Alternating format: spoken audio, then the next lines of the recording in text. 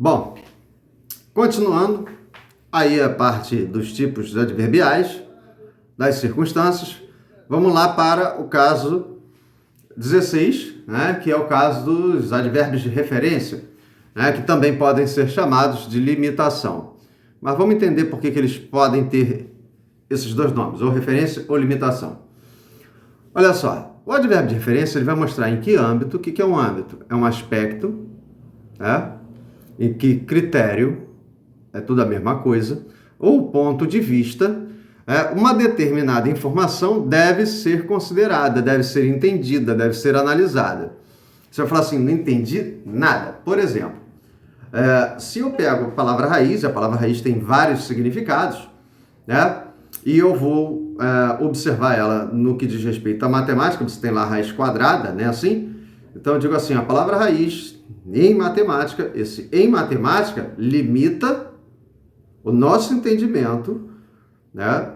Faz referência para o nosso entendimento, para onde a gente deve pensar a palavra raiz, certo? Se eu estou, né, pensando em raiz como raiz das plantas, das árvores, né, que se fincam no solo, que vão puxar os nutrientes, etc., aí eu vou ter outra referência, outra limitação para pensar. E alguma palavra, expressão no texto vai ter que me indicar isso. Ou o próprio contexto, se ela já dentro de um livro de ciência, um livro de botânica, não sei. Tá claro isso? Um livro que fale sobre os vegetais, estruturas de vegetais, ou um texto que fale sobre isso. Então, isso já me dá a referência, mas em geral aparece uma expressão, né, que vai reforçar essa referência, essa limitação. E no exemplo que a gente teve aqui, o que rolou? Você tem aqui, historicamente, os fatos deveriam ter seguido outro rumo. Ora, a primeira expressão dessa frase, que é o historicamente, né, nos limita, aqui referencia, não é referência, referência tem acento, aqui referencia ao campo de estudos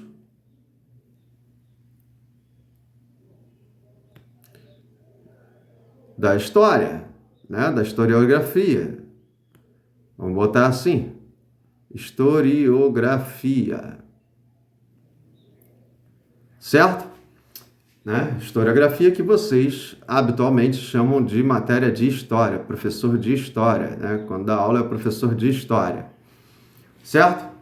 Tranquilo? Que aí vai falar de Revolução Francesa, pré-história, Idade Média, é assim, esse negócio todo, certo? Bom, enfim, então historicamente, ele me limitou. Então isso aqui, eu vou usar a palavra referência, a primeira que a gente tem.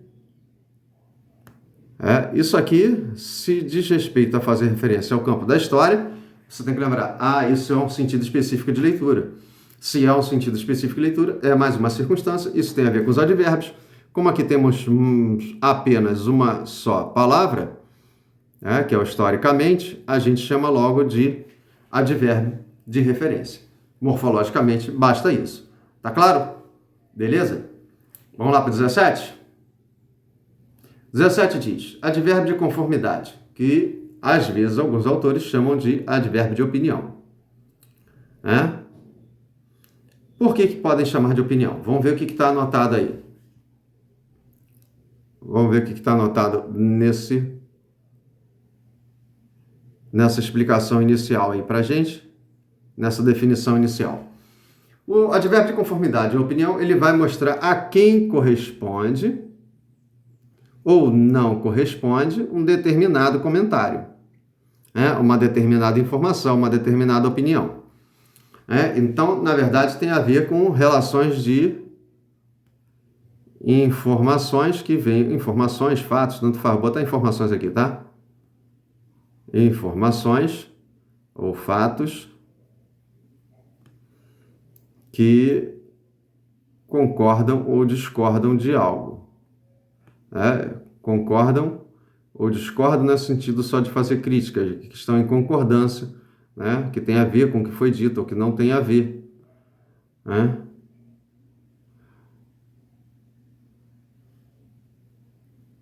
Eu botei concorda e discordância, aí ficou esquisito, né? Concordam ou discordam de algum outro algo, certo? De alguma outra pessoa, de algum outro fato, de alguma outra opinião, enfim, não importa. Então mexe um pouco com essas relações de as coisas estarem ou não nos conformes, estarem ou não dentro dos acordos que foram ou estão evidentes ali na parada, né? São inerentes à parada, são próprios ali daquela situação. E o exemplo aí mostra o que para a gente em termos de conformidade ou de opinião de alguém. Você tem ali, ó, de acordo com o juiz, não houve pênalti no primeiro tempo. Ó, a frase não houve pênalti no primeiro tempo é uma frase, é uma afirmação que é veiculada, que é feita em concordância com o que o juiz observou. O juiz lá do jogo. Então aqui você tem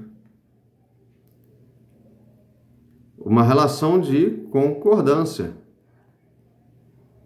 Concordância com a visão, com a interpretação do juiz. Isso não deixa de ser, é claro, a opinião, o entendimento. O entendimento.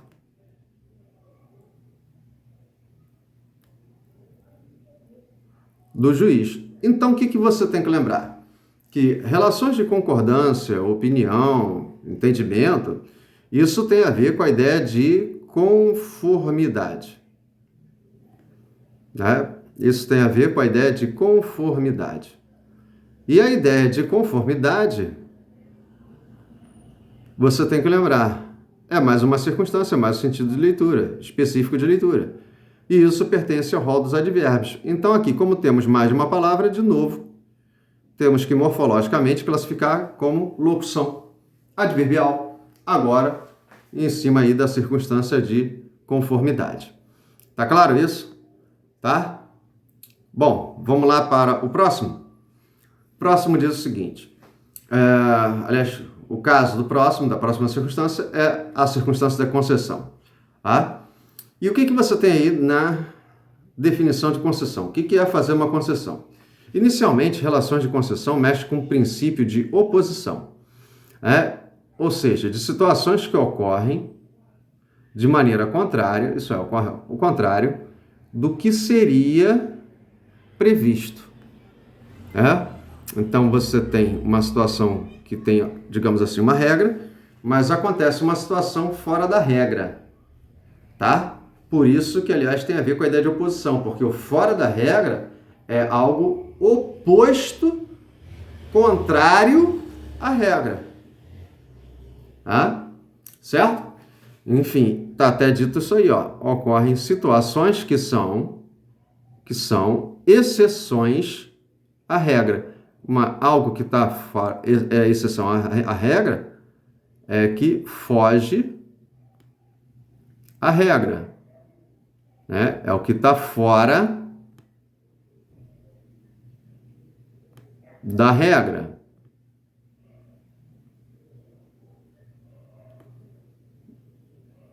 Certo? É isso que você tem que visualizar. Tranquilidade? Na paz? E aí, como é que rolou isso no exemplo? Você tem ali, ó, mesmo sóbrio, são com raciocínio em dia.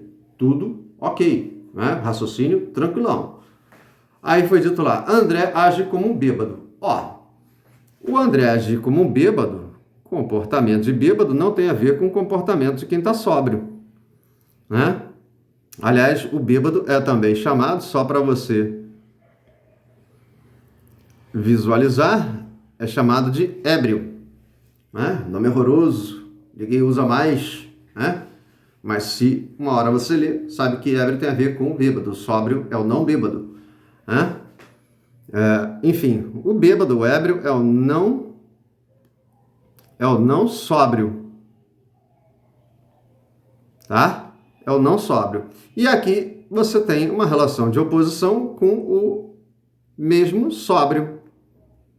O cara estava sóbrio, mas se comportou como não sóbrio. Isso é uma, digamos assim, exceção à regra, porque comportamento de sóbrio é de sóbrio, não é de bêbado. né? Pelo menos deveria ser assim, né? E o que você tem que lembrar, então, que aqui temos um princípio de oposição, ou de exceção à regra, ou qualquer coisa do tipo, né? Certo? Porque o comportamento previsto aqui, se ele estava sóbrio, agir como sóbrio, tá? Então aconteceu o contrário do previsto, tal como estava aí na definição. E aí o que você tem que lembrar é que isso tem a ver com o sentido específico da leitura da ideia de concessão. E a ideia de concessão é uma circunstância, né? Pertence à classe gramatical dos advérbios, já que é uma circunstância. Então você tem que lembrar que aí você tem um elemento adverbial. Como tem mais de uma palavra, tem o mesmo e tem o sóbrio, aí é de novo mais um caso de uma expressão adverbial, ou seja, uma locução adverbial. Na paz? Belezinha? Bom, indo para o próximo caso, você tem aí o advérbio de condição. A ideia de condição, a leitura da ideia de condição, que é a circunstância de condição, ela mexe com o quê? Inicialmente, a ideia de condição mexe com situações hipotéticas. O que é uma situação hipotética? Está dito aí do lado. São situações que ainda não são fatos. Elas são só possibilidades.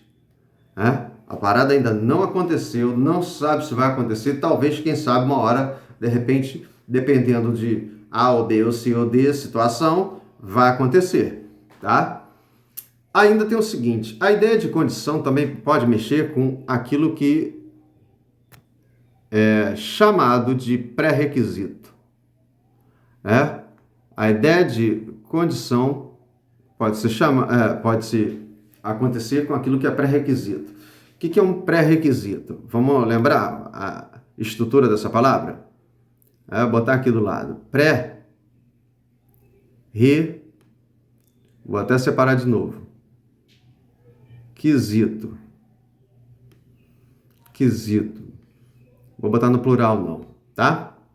Quesito, cara, tem a ver com esse maluco aqui, ó. Tem a ver com essa palavra aqui, que todo mundo conhece. Tem a ver com a palavra querer.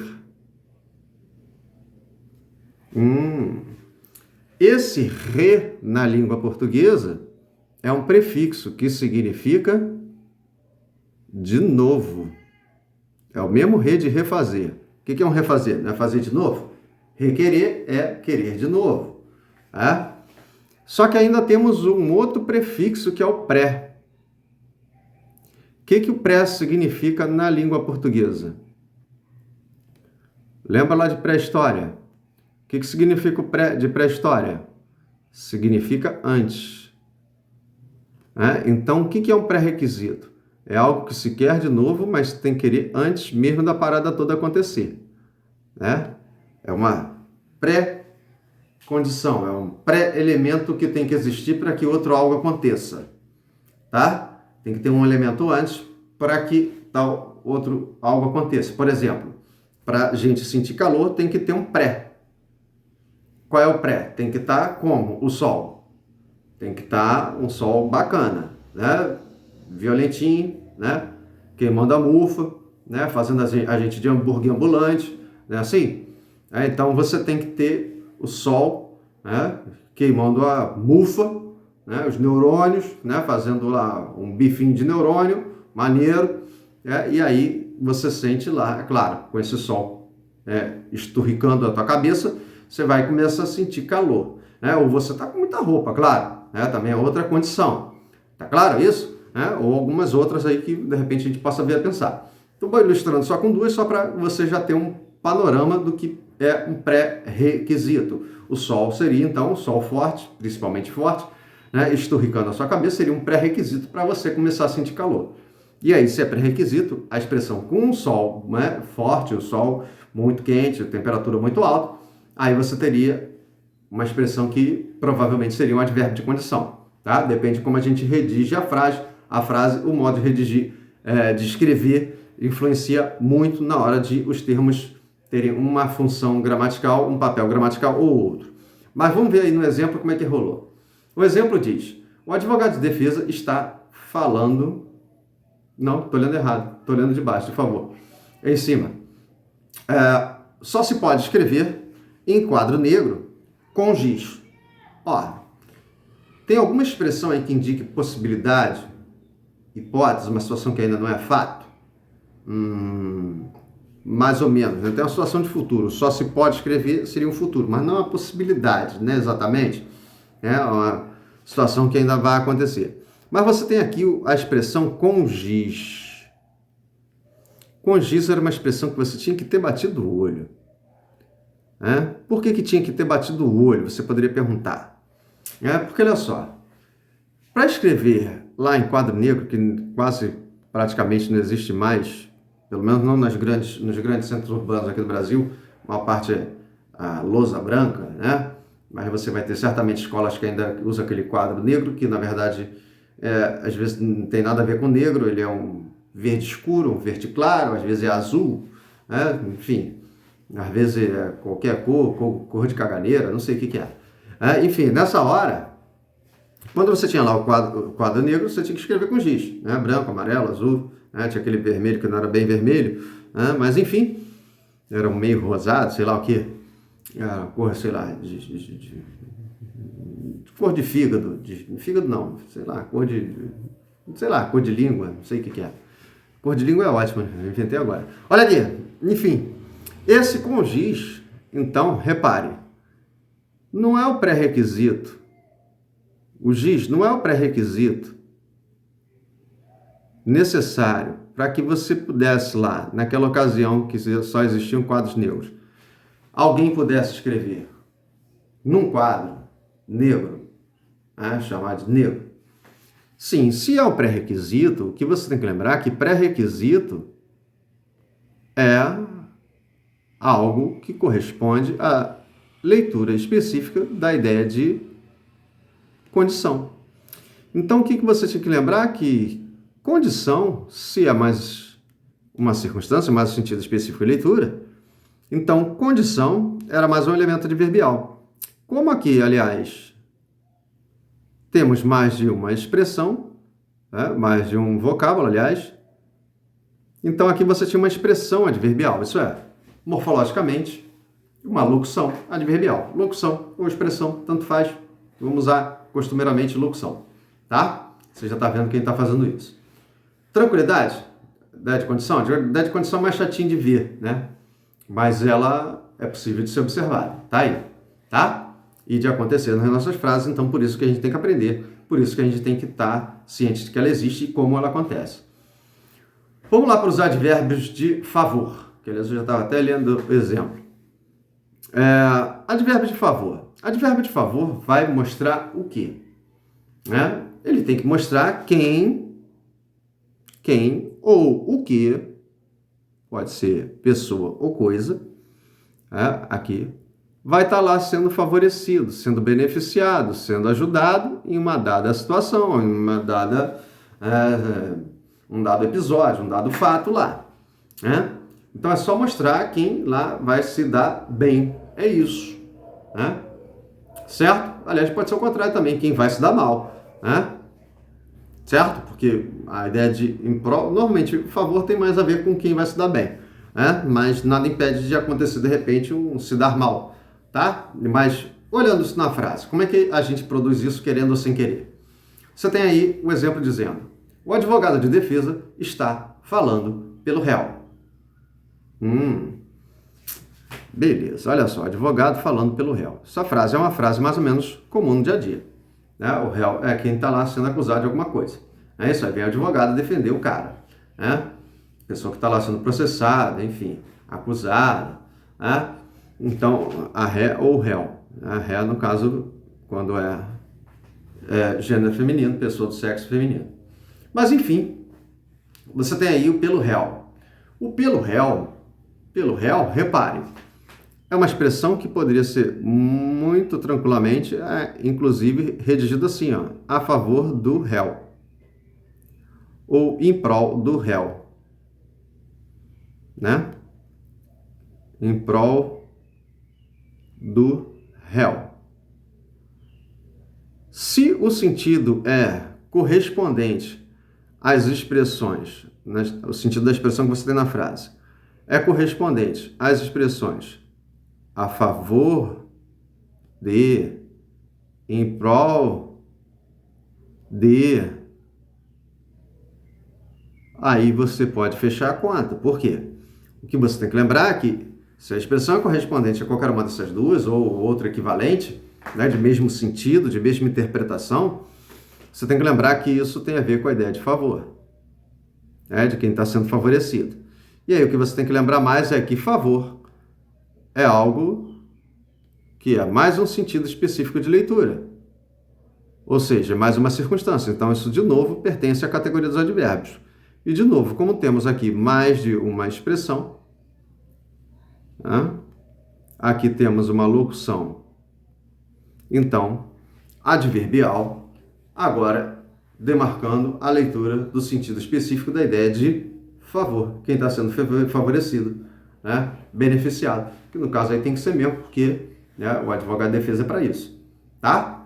Mas dependendo de ter advogado na frase, né, ter um réu na frase, né, basta você ter o uso dessas expressões a favor de, em prol de ou pelo aí, que é uma expressão que pode também introduzir a ideia de quem está sendo favorecido ou de algo que está sendo favorecido, beneficiado, ajudado aí.